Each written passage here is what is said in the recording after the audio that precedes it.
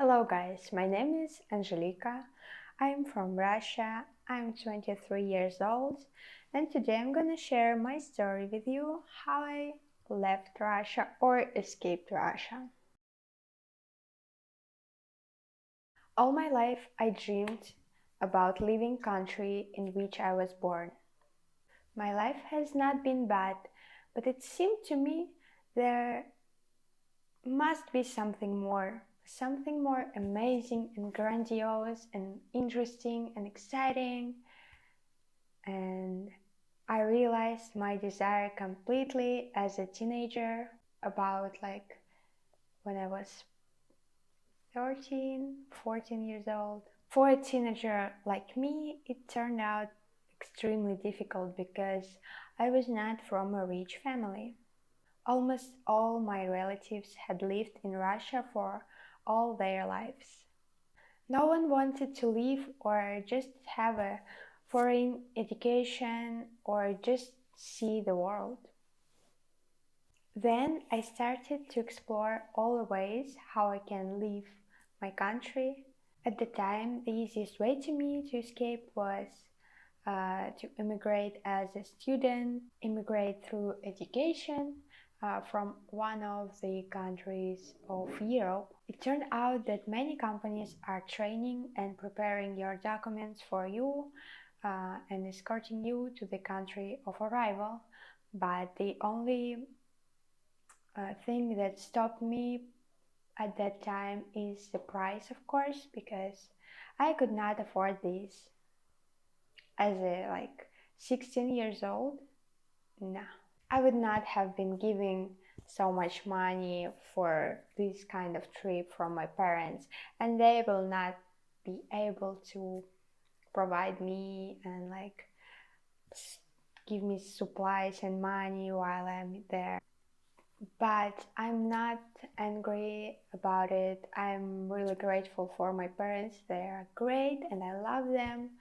But at that time, I felt really big despair. I felt great despair. It was hard to live in a society where I was told that to have dreams like mine, it's just something that will pass with time. It's just something that teenage people have for kids and blah blah blah. Because I was dreaming about becoming a actor or painter or just study abroad, and I was really romanticizing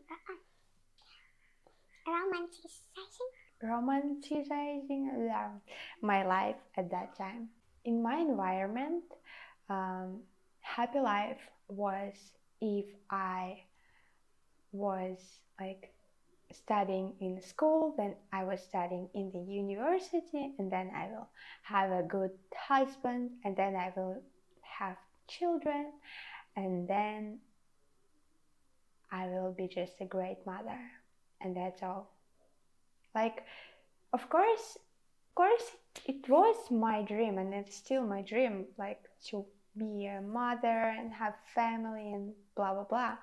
But when you're just born, when you're just like 16 years old and always being told that your life will be this and this and this, you need to live like this and this, you don't need to leave your country, you don't need to have dreams, and I felt miserable. I felt like no one ever listened to what I'm saying. And you know what's funny? It's just that most of my relatives had done just that. They pass university and they get a husband. I'm talking about women, but because I'm a woman and I'm talking about women now. It was a really strange experience for me to watch these people from the sideline. I did not understand why my peers studied at all if after graduation they just be- became mothers. and they were not working on profession, they were not having any career. And please, please don't get me wrong, marriage and children is my dreams too, but not at the young age and not when I did not live my life yet. I wanted to do it and I still want to do it in a special way after I lived enough adventures in my life. And at that time, I had nightmares about the life that was destined for me. Never to leave my hometown, to see the same landscapes.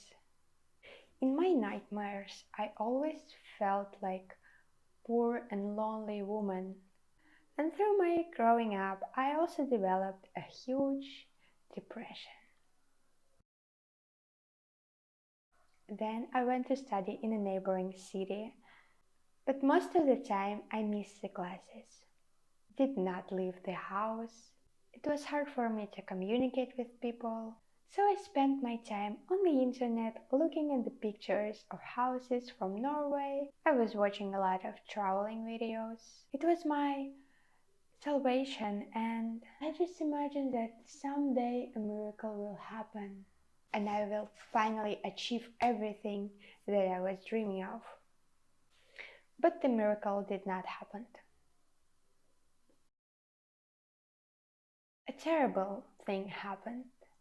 My country started a special military operation. We know how it goes. On February 24th, I woke up and I was just scrolling through my Instagram and through my, I don't know, internet stuff, just without suspecting anything. And the entire internet was full of news about war. I remember that I could not believe it. I was thinking, how could this happen? Who in their right mind will do this? And even more terrible was the realization that someone woke up not from the news, but from the invasion. And I felt terrible. After realizing what happened, I was panicking. All thoughts were be about that I could not longer stay in Russia because I was scared, and panic seized not only me. Recent months, about 3,000 people left Russia, and this number will grow. Of course, I was against the war, and I will always be against it. But for such a speech in Russia, I would be imprisoned, and my relatives could suffer because of me. The Russian government launched a huge propaganda. It claimed and still claims that Ukrainians are nationalists and need to be destroyed. This is a disgusting absurdity because the Russians and Ukrainians were fraternal peoples through all times. But unfortunately, even in the age of information technology and with access of huge amount of information, some Russians succumbed to propaganda. I couldn't believe it. Even among my bubble of people whom I considered normal and adequate, there was those who supported this evil and injustice. Even my small post in Instagram was perceived as a betrayal by some individuals with whom I of course limited my contacts.